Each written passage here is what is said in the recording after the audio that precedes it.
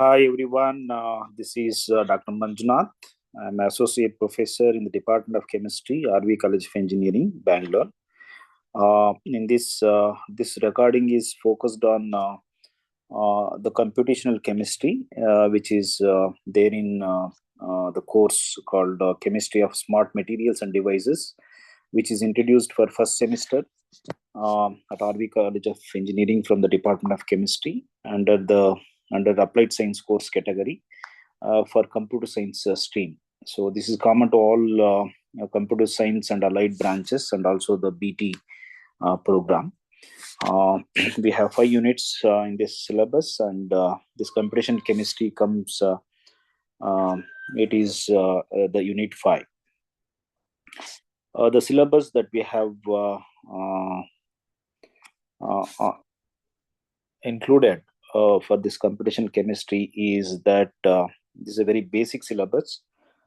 Just introduce you to molecular modeling and its scope, cost, efficiency of computational modeling, and we will discuss about the molecular interactions. So then we have molecular topology, and under that topological matrix representations, we discuss only 3 matrix representations: vertex, adjacency, and edge adjacency, and also of course we touch about distance matrix representations. And after that we discuss about the descriptors, the topological indices like Zagreb number, Wiener, and plot number. I have actually planned to record this entire unit syllabus in 4 videos. The first video I'll be covering this. So in this video I'll be covering on this, the introduction, and the video one, this is video number 1, and this is about the matrix representation and topological indices. It will be in 3rd video, and the 4th video it will be in the QSR. So I just planned 4 videos: part 1, part 2, part 3, and part 4. In this video I'll be covering about the introduction to molecular modeling. So what is basically the computational chemistry? It's a branch of chemistry that uses the computer-based mathematical representation, mathematical models, algorithms, and simulations to study, predict, and understand the structure, properties, and behavior of the molecules, chemical systems, materials, biological materials, inorganic materials, organic materials that's used in various engineering applications. So what is the significance of computational chemistry for CSE engineers? It provides real-world applications for algorithms, data structures, and programming. Introduces a scientific computing and numerical problem solving. Applies graph theory concepts, molecular graphs, adjacency matrices, as I mentioned in my previous slide, and uses matrix operations and linear algebra in practical systems. It demonstrates data analysis, pattern recognitions in chemical data sets. This is the significance of computational chemistry for the CSE engineers. Forms a foundation for AI/ML based property prediction models. It enables development of QSAR. I'll discuss in the 4th video, or QSPR, and predictive analytical tools. It supports big data handling in drug discovery and material science. Encourages interdisciplinary skills, combining both CSE, chemistry, and mathematics. Okay, so that is the significance of studying computational chemistry. It also opens up the career opportunities in computational research, especially the computer science students wants to get jobs in pharma industry or material science industries, or AI-driven scientific software development for the chemistry-related industries. It enhances understanding of simulation, optimization, modeling workflow, helps CS engineers to contribute to digital laboratories and virtual experiments in the future. So what are the requirements to understand this computational chemistry for anyone? So you all know that you all studied about the fundamentals of chemistry in 11th and 12th standard, starting from 8th, 9th, 10th standard, and also 11th and 12th in detail. Okay, so it just requires a basic understanding of atoms. You all know about atoms, electronic configurations, molecules, the bondings, how the atoms are attached to each other and getting converted to molecules, right? So that is interactions. And your knowledge of molecular structure and their connectivity. You should have awareness of intermolecular interactions that you already studied, fundamentals of some thermodynamics and stability, okay, and basic concepts of chemical reactivity, that functional group, if amine group is there, it is basic, or if a COH group is there, it is acidic. So like that kind of chemical reactivity information you should know. uh, then introductory knowledge of quantum chemistry like orbitals, molecular orbitals, HOMO, LUMO, electronic configurations, electrons, etc., and the ability to interpret chemical properties and results. So these are the fundamental requirements for anyone to study computational chemistry. So why molecular modeling? So why molecular modeling? Um, the questions are: can we predict the properties of any molecule before synthesizing it? For example, if you want to prepare some molecules, for example, during COVID, right, in second wave or third wave, they wanted to synthesize the vaccine, Covaxin and Covishield, you might have heard. So, how did they make it? They made those molecules virtually, and they studied the properties interacting with all the cells and their biocompatibility, etc. Then they synthesized that Covaxin. Okay, so this is the importance of molecular modeling and computational chemistry. Yes, we can predict the properties of any molecule before synthesizing in the laboratory. So that is that is what the molecular modeling. Is it possible to reduce experimental cost, time, chemical usage using computers? Yes, of course, it's possible. Instead of by doing trial and error experiments without knowing the properties, of the material, making many materials, then studying experimentally, it is of time consuming, the chemicals consuming, and it's not cost effective.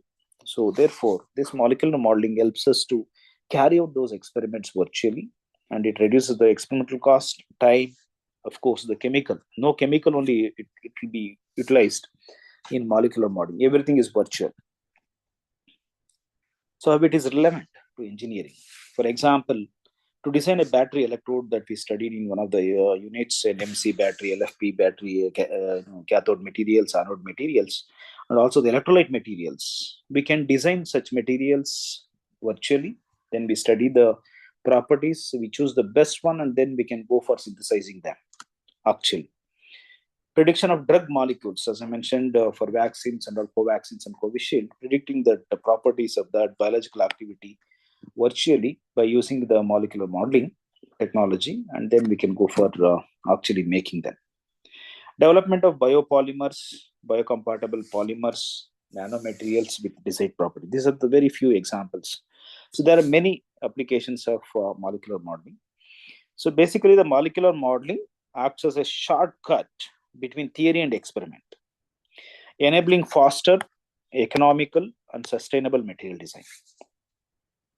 So what are the prerequisites? As I mentioned, chemistry for this unit to understand, you should know the chemistry basics like atoms, molecules, and bonding, single, double, and triple bond bending, and the structural formula, etc.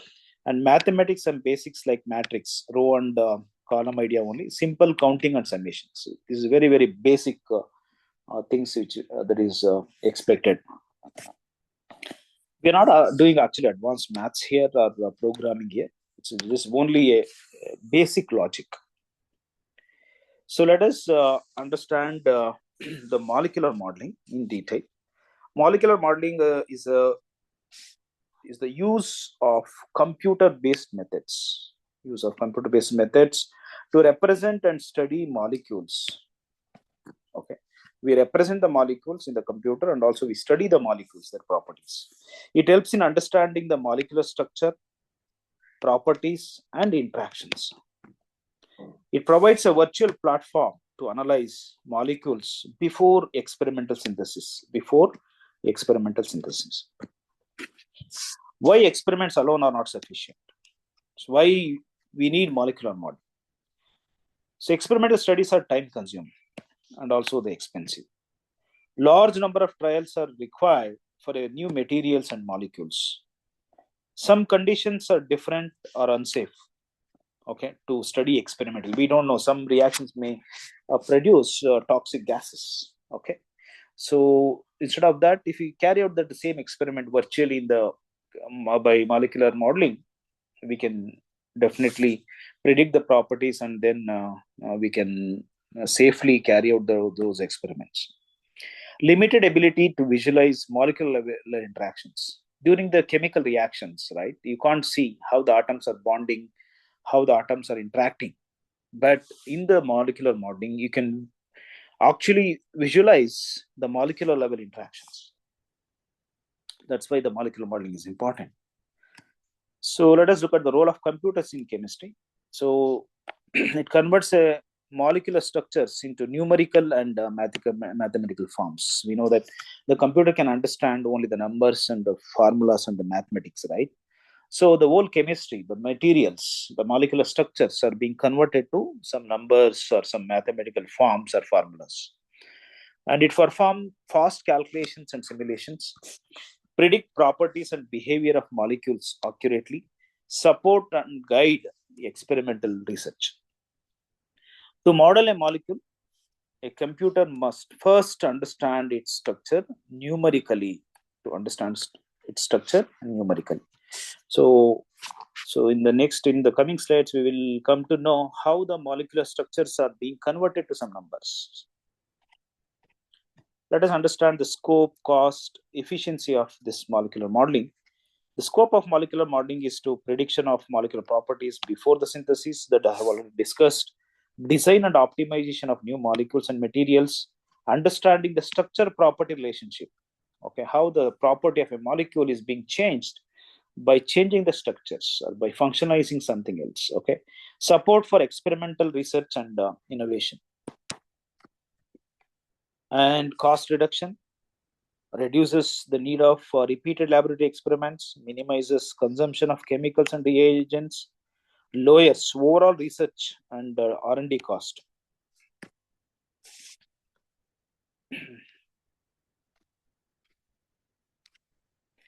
Next, the time efficiency. The faster prediction compared to experimental trials enables quick evaluation and for multiple molecules. Simultaneously, it can evaluate multiple reactions and multiple molecules. But you can't carry out the multiple reactions in the lab. Speeds of material and product development. It helps in virtual screening, allows screening of large number of molecules digitally. Okay, identifies promising candidates before the experiments, filters ineffective molecules at early stages. Okay, to save cost, we simplify molecules into mathematical forms. We simplify molecules into mathematical forms. For example, let me take some examples. For example, we have studied about battery, the NMC battery and LFP battery materials in one of the unit, right, in the syllabus. How does this molecular modeling helps us to design a cathode material? Okay, so you see that cathode material like LFP, NMC, NC, and LCO. So these are the various cathodes available. Okay, how do you choose for a specific battery characteristics, whether you would go for LFP, NMC, NC, or LCO? Which one can give high voltage, which is having high capacity? How do you predict that? For that, we use molecular modeling before manufacturing, or if you want to modify the structure. If you carry out the experiment for modification of cathode and any anode materials, obviously it will take more number of trials, it's a irreversible process. Once you react some chemicals, it's not easy to get back, reverse that. So therefore, this molecular modeling helps us to do such experiments virtually. It predicts the structural stability of cathode materials. It helps us to understand the lithium-ion diffusion pathways. So this is very important for the battery capacity and fast charging and slow discharging. Estimate operating voltage. and also the capacity. It compares the layered NMC or olivine LFP and the spinel structures. Because the cathode structures, we understand that computer, the atoms and the bond connectivity, lithium oxygen or transition metal oxygen framework is represented in a mathematical form. So by graph, matrix, and descriptors. Okay, this in the first recording, I'll be focusing on this molecular interaction, and in the second and third, I'll be covering this graph, matrix, and descriptors. And then the fourth video, I'll be covering the QSER and QSPR. Okay. With respect to this battery cathode material, the molecular modeling screen multiple cathodes compositions digitally. So the increase in the time efficiency. Identify promising dopants. For example, if you want to dope nickel, manganese, cobalt, if you want to optimize that ratio, 8:1:1 or 6:2:2, the percentage. So that can be effectively carried out virtually before actually preparing that material. Reduce a trial and error synthesis cycles. And also it helps to cost reduction for the predicting the best cathode material. Avoid synthesis of unstable cathode compositions. Reduce the use of expensive metals like cobalt and nickel. Minimize high temperature solid state experiments. So it also helps in virtual screening. Test different metal combinations. You can virtually test the different combinations, nickel, manganese, cobalt ratios. Predict the effect of doping on structure and stability. Select the best candidates before electrochemical testing.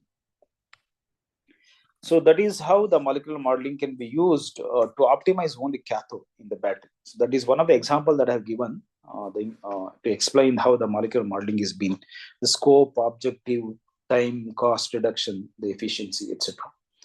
Next, the first part of this unit is on molecular interactions, right? So molecular interactions are forces that exist between the atoms and molecules. Actually, it's a bond, okay? They play a key role in determining the structure, stability, and also the properties of any substances. Both chemical and physical properties depend on these molecular interactions. So there are two, the bonding interactions are defined as the molecular interactions are classified into bonding and non-bonding interactions. Under bonding interactions, we have a covalent bonding. Covalent bonding is a bond formed between the two atoms by sharing of electrons, right? We have studied. Ionic bonding, it's an electrostatic attraction between oppositely charged ions. For example, Na plus and Cl minus. The bond between Na plus and Cl minus is ionic bond. Okay. The metallic bond, attraction between the metal ions and localized electrons. Okay. Then the strong bonding interactions provide structural stability. So this is about the bonding interactions, and we have also non-bonding interactions like hydrogen bonding, dipole-dipole interactions, van der Waals forces. So these are weaker than these bonds are weaker than these bonding interactions, but crucial for molecular behavior. They will obviously change their chemical and they have a role on their physical and chemical properties. Let me discuss one by one the non-bonding interactions like van der Waals forces. So these are the weak short-range attractive forces between all the atoms and molecules arises due to temporary induced dipoles. Important for noble gases and also for non-polar molecules. The dipole-dipole interactions occur between the polar molecules. Van der Waals is for non-polar. Dipole-dipole interactions is for polar molecules with permanent dipoles like Na plus and Cl minus or acetone, alcohol, etc. Attraction between a positive end of one molecule and negative end of another molecule. I'll just explain this in detail with examples. It is stronger than actually the van der Waals force. The next non-bonding interaction is the hydrogen bonding. A special strong dipole-dipole interactions occurs when hydrogen is bonded to fluorine, oxygen, or nitrogen. Significantly affects the boiling point, solubility, and molecular structure. Okay. So let us take protein. Protein is a polymer of amino acids It has all kind of bondings, both covalent and non-covalent bonds. You can see that this is one of the protein. It is having 4 major non-covalent interactions between amino acids and other residues. You can see here the hydrogen bonding. Let me explain the van der Waals interactions in protein. It's a weak short-range attractive forces between all the atoms. Okay. It arises due to temperature-induced dipoles, effective only when atoms are close. If the atoms are far, then you cannot expect van der Waals forces. Individually weak, if there is if there is only one van der Waals force, then that bond is weak. If they are combined, more than 100 or 1000 van der Waals force, of course, it is having a significant impact. It helps in tight packing of amino acids inside proteins. So this is the non-covalent interactions in protein. Another one is electrostatic interaction. It is also called salt bridge. You can see here the electrostatic interactions. Okay. You can see here it is between negative and positive. It occurs between oppositely charged side chains, NH3 plus and CO minus. In most of the amino acids, the salt bridge is mainly due to you can see here NH3 plus and O minus. Okay, stronger than van der Waals force, large range interactions contribute to protein stability and specificity. Then we have a hydrogen bond, which is actually formed between hydrogen and more electronegative atoms like nitrogen or oxygen or sometimes chlorine. Okay, so nitrogen and oxygen are highly electronegative atoms. Directional and moderately strong.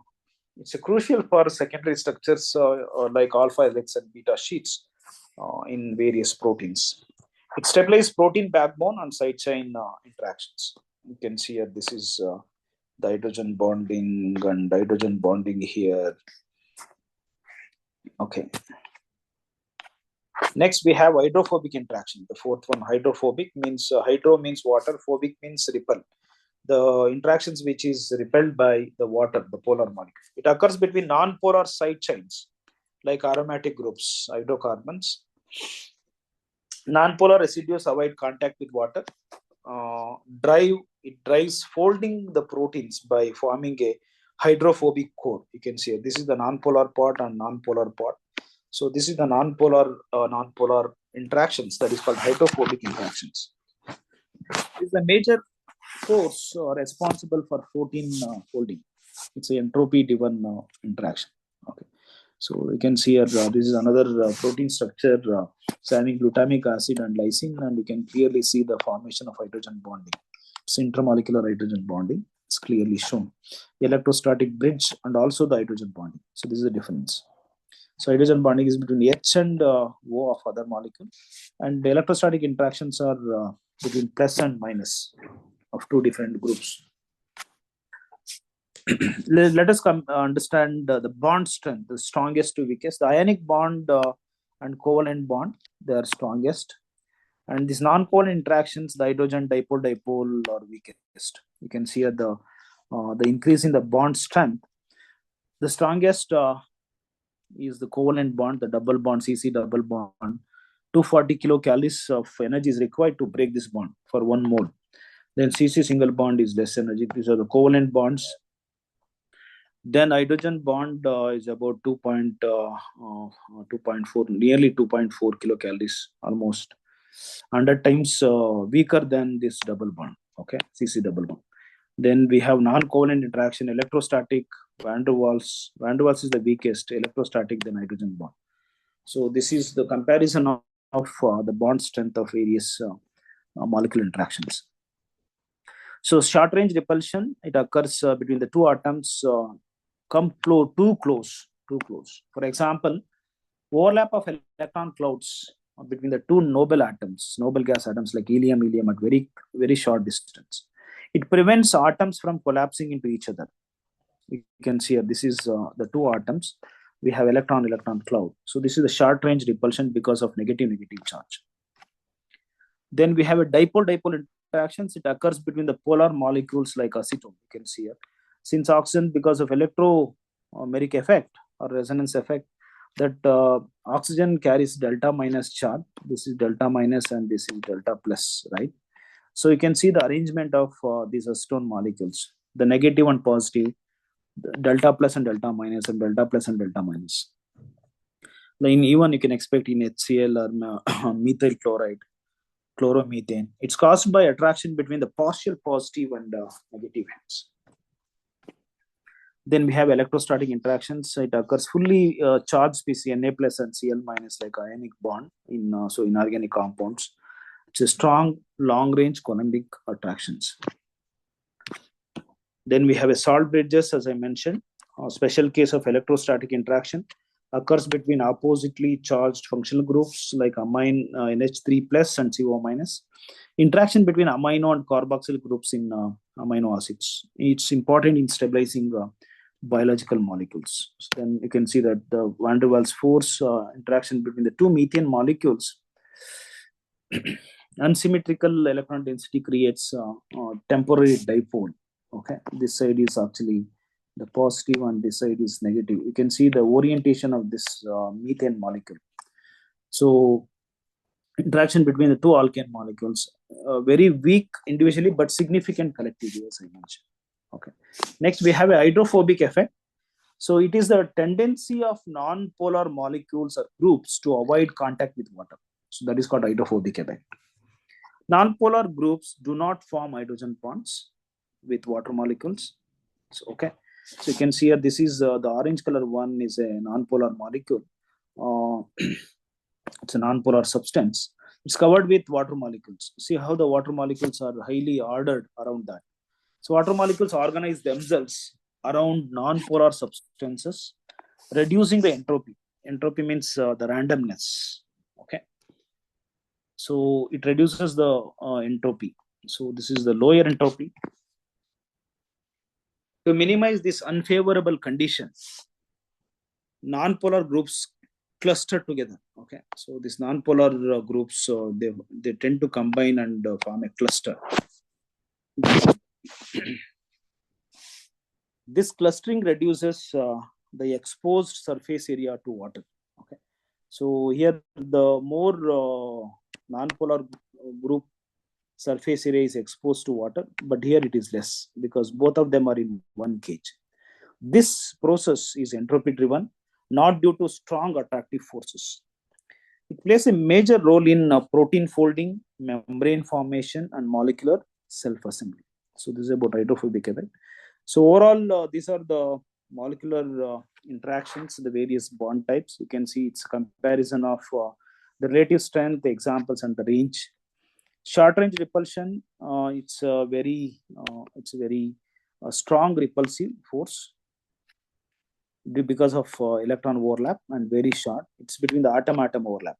Then electrostatic interaction is very strong. It is between the charge positive and negative charge like Na plus and Cl minus. It is also, the range is long range.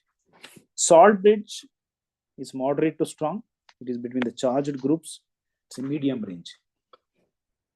NH3 plus and CO minus. Then we have a dipole-dipole interaction. The relative strength is moderate. It is because of delta plus and delta minus charge, and it occurs only when the molecules are the charge species are close. HCl, or acetone and acetone. Then van der Waals forces are very, very weak. It is because of induced dipoles, like very short. The range is very short. These noble gases and also the hydrocarbons, methane. So that is about the molecular interaction, the first part of this unit. The second part, I'll be discussing about how these molecular interactions are helping to understand the molecular topology, the meaning of topology, how the structures are being converted to graph, network to graph, and graph to mathematical representations. That will be covered in the next video. So hope you understand. Thank you all.